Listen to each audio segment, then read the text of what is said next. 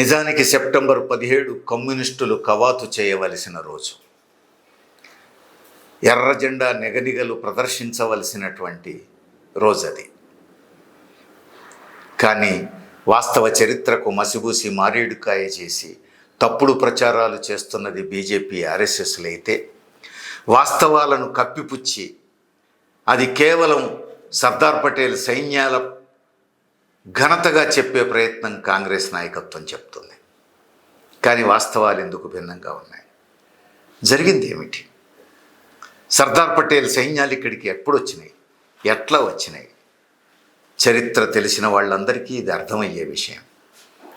జమ్మూ కాశ్మీర్ని భారతదేశంలో విలీనం చేసుకున్న వీరు, జునాగఢ్ను విలీనం చేసుకున్న వీరు, హైదరాబాద్ రాజ్యం విషయంలో మాత్రం యథాతథ ఒప్పందం సంతకం చేసింది నిజం కాదా? యథాతథ ఒప్పందం సంతకం చేశారు. హైదరాబాద్ రాజ్యం ఇటు అటు ఇండియన్ యూనియన్ పరస్పరం గౌరవించుకుందాం, ఎవరి రాజ్యాలని వాళ్ళు పరిపాలించుకుందాం, స్నేహపూర్వకంగా మసులుకుందామని చెప్పి 1 సంవత్సరానికి వర్తించే విధంగా ఒప్పందం, యథాతథ ఒప్పందం చేసుకున్నారు. ఈ యథాతథ ఒప్పందాన్ని గౌరవిస్తూ వచ్చినటువంటి ఇరుపక్షాలు, నిజాం రాజు కానీ, అటు ఇండియన్ యూనియన్ ప్రభుత్వంలో అధినేతలుగా ఉన్నటువంటి ప్రధాని నెహ్రూ, ఆనాటి హోంమంత్రి సర్దార్ పటేల్, ఈ ఇరుపక్షాలు కూడా కొంతకాలం ఈ ఒప్పందాన్ని గౌరవిస్తూ వచ్చినాయి. కానీ రోజులు గడుస్తున్న కొద్దీ ఆ ఒప్పందాన్ని పక్కకు పెట్టి పటేల్ సైన్యాలు హైదరాబాద్ వైపు అడుగులు వేసినాయి.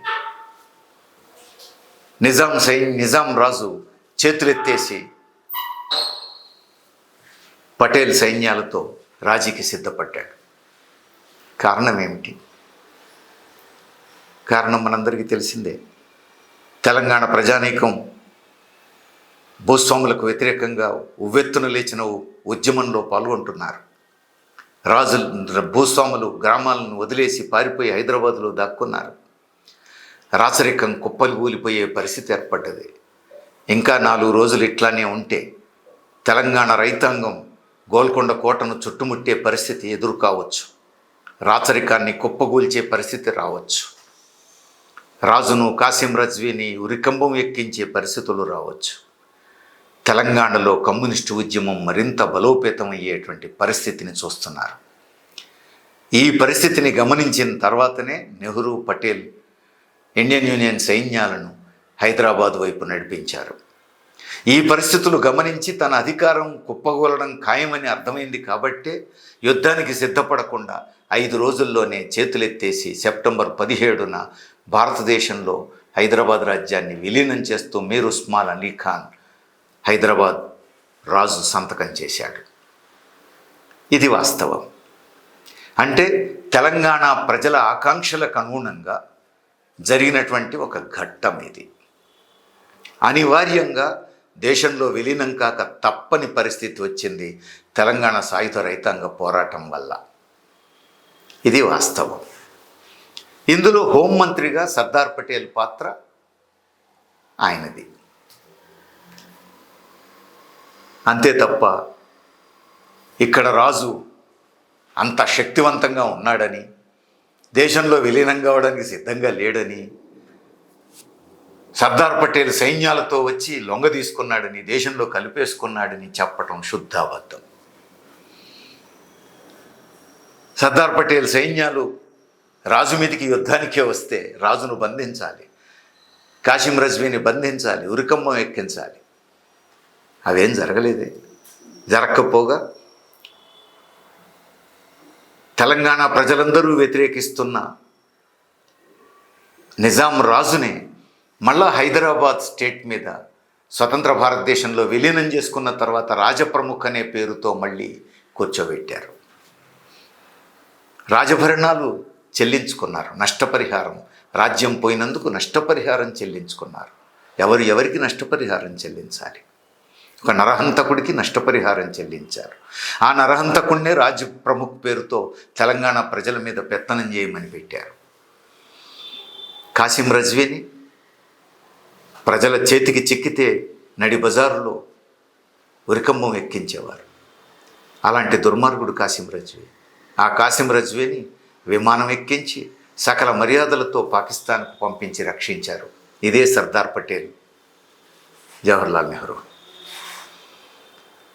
అందుకని ఇప్పుడు ఆ చారిత్రక వాస్తవాలను మనం వక్రీకరిస్తే సరైంది కాదు. అంతేకాదు, గ్రామాల నుంచి హైదరాబాదుకు తరలి వచ్చి దాక్కున్నటువంటి భూస్వాములంతా కూడా షేర్వాణీలు వదిలేసి మళ్ళీ విలీనం తర్వాత ఖద్దరు బట్టలతో తెల్ల టోపీలతో కాంగ్రెస్ కార్యకర్తలుగా గ్రామాల్లో అడుగుపెట్టారు. ఇది కాంగ్రెస్ చరిత్ర. సంస్థానాల్లో రాజులున్న చోట ఎక్కడా కూడా కాంగ్రెస్ పార్టీ ఉద్యమాలు చేపట్టలేదు.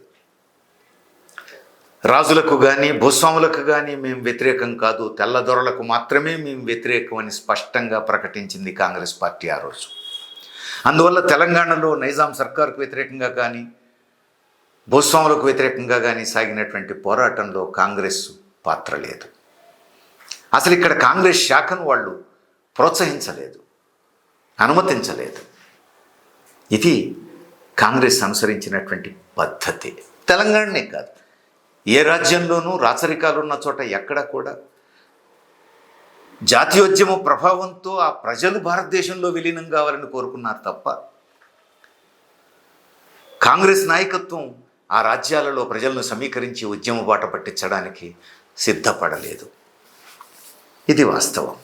అంతేకాదు, సెప్టెంబర్ 17, 1948 నాటికి తెలంగాణలో నైజాం సర్కారు 1500 మంది రైతాంగ యోధులను పొట్టన పెట్టుకున్నది.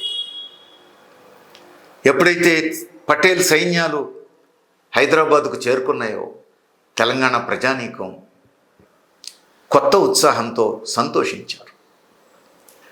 తెలంగాణ భారతదేశంలో విలీనమవుతున్నదని, ఇక వారి కష్టాలు గట్టెక్కుతాయని, వారు దున్నుకుంటున్న భూమి వారికే దక్కుతుందని, ఈ భూస్వాముల పెత్తనం పోతుందని, ప్రజాస్వామ్యం హక్కులు వారికి వస్తాయని కలలుగన్నారు. కానీ భారతదేశంలో హైదరాబాద్ రాజ్యం విలీనమైన వారం రోజుల్లోనే పటేల్ సైన్యాల నిజస్వరూపం తెలంగాణ ప్రజలకు అర్థమైంది. రాజ్యాన్ని భారతదేశంలో విలీనం చేసుకోవడం కోసమే వచ్చి ఉంటే విలీన క్రమం తర్వాత వారు వెళ్ళిపోవాలి. పోరాడుతున్న రైతాంగంతో ప్రభుత్వం చర్చలు జరిపి వారి సమస్యలు పరిష్కారం చేయాలి. కానీ అట్లా జరగలేదు. విలీనం మరుక్షణం ఈ మిలిటరీ మొత్తం కూడా పోరాడుతున్న రైతాంగం మీద విరుచుకుపడ్డది. భూస్వాములను తమ వెంట తీసుకొని గ్రామాలకు పోయి రైతుల మీద ఉక్కుపాదం మోపి రైతులు దున్నుకుంటున్న భూములు మళ్ళీ భూస్వాములకు అప్పగించే పని మొదలుపెట్టింది. అప్పటిదాకా భూస్వాములు రజాకారులు చేసినటువంటి దాడులకు మించిపోయింది పటేల్ సైన్యాలు చేస్తున్నటువంటి దాడి. భయంకరమైన దాడులు.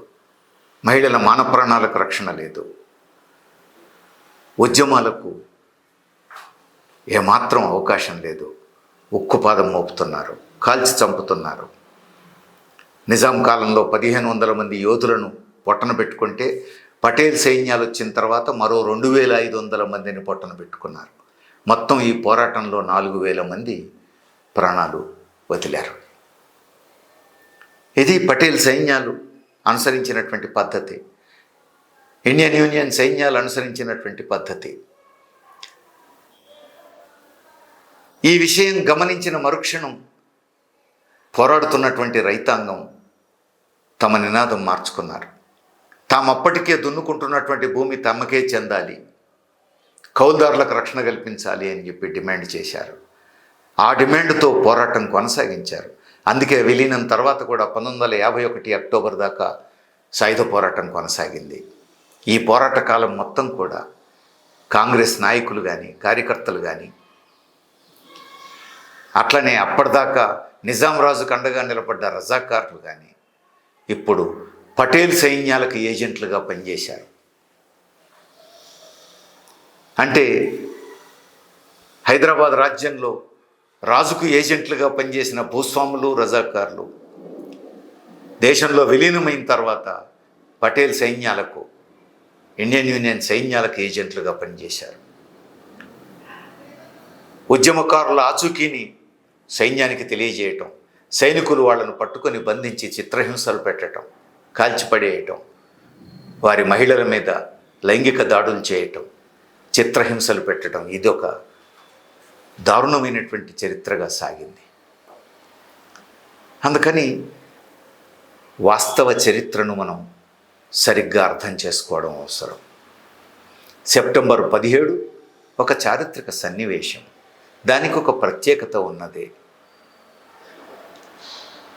ఆనాటికి ఏ పాత్ర లేని ఆర్ఎస్ఎస్, దాని రాజకీయ విభాగంగా వచ్చిన బీజేపీ ఈరోజు స్వార్థ రాజకీయ ప్రయోజనాల కోసం ఆ గాయాలను కెలికే ప్రయత్నం చేస్తున్నారు, దానికి మతం రంగు పులిమే ప్రయత్నం చేస్తున్నారు. మరోవైపు కాంగ్రెస్ నాయకత్వం చారిత్రక వాస్తవాలను కప్పిపుచ్చి మొత్తం సర్దార్ పటేల్ వల్లనే ఇది భారతదేశంలో విలీనమైంది అని చెప్పేటువంటి ప్రయత్నము చేస్తున్నారు. ఈ రెండు వాస్తవాలు కాదు. వాస్తవ చరిత్ర ఎర్రజెండా చరిత్ర. ఎర్రజెండా యోధుల నాయకత్వంలో సాగినటువంటి ఒక సుదీర్ఘ సాయుధ రైతాంగ పోరాట ఫలితం సెప్టెంబర్ 17వ తేదీన భారతదేశంలో హైదరాబాద్ రాజ్యం విలీనం కావడం, తెలంగాణ ప్రజలు విలీనం కావడం అనేది మనం గుర్తుపెట్టుకోవాల్సినటువంటి సత్యం. ఆ సాయుధ రైతాంగ పోరాటం లేకపోతే సెప్టెంబర్ 17 లేదు. అందుకే సెప్టెంబర్ 17 అని అంటే అది ఎర్రదండు కవాతు జరపాల్సినటువంటి రోజు.